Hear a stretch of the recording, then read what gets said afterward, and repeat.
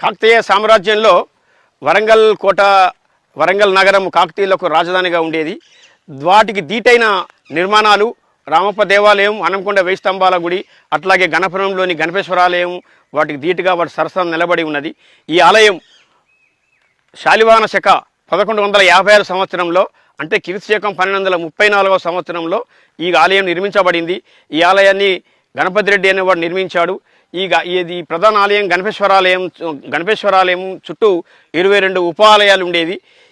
ఈ ఆలయాలన్నీ మొత్తం ఆనాటి సంస్కృతికి, ఆనాటి కళలకు, సాహిత్యానికి ప్రతీకగా ఉన్నాయి.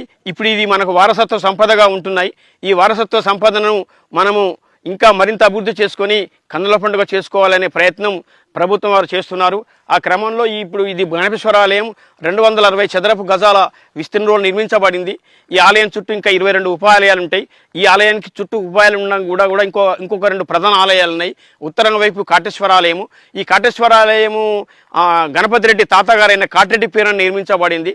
ఈ ఆలయానికి దక్షిణాన కామేశ్వరాలయం నిర్మించబడింది. కామేశ్వరాలయాన్ని సభా మంటపము, కళ్యాణ మంటపము, 60 స్తంభాల గుడిని కూడా అంటారు.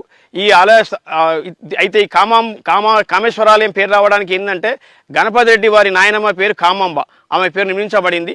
22 ఉపాలయాలు ఆ రోజుల్లో ఒక్కొక్కరు తమ యుద్ధ విజయాల చిహ్నాలుగా ఇక్కడ నిర్మించడం జరిగింది. ఆ రోజుల్లో చక్రవర్తి దగ్గరికి దానశీలుడు వెళ్తే టెంపుల్ కానీ, తర్వాత చెరువు కానీ, ఒక నగరంగా నిర్మాణాలు జరపమని ఆదేశాలు ఇచ్చేవారు. ఆ క్రమంలో ఇక్కడ ఇన్ని దేవాలయాలు నిర్మించడం జరిగింది. మనం ఇప్పుడు ఈ ఆలయాల లోపలికి పోతే ఇంకా చాలా విషయాలు మనకు తెలుసుకుంటాం మనం.